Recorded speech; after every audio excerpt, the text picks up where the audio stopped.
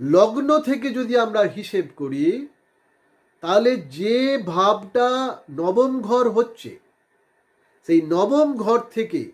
নবম, দশম, একাদশ, দ্বাদশ, লগ্ন এক, মানে লগ্ন মানে এক, আর হচ্ছে দু নম্বর ঘর,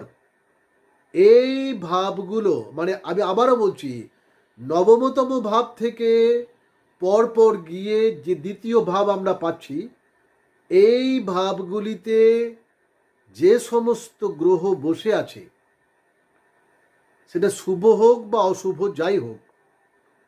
তারা আপনাকে কিন্তু তাদের যে দশা, অন্তর্দশা, সূক্ষ্ম দশা আসবে, সেখানে কিন্তু আপনাকে কিন্তু ধন তারা দেবে,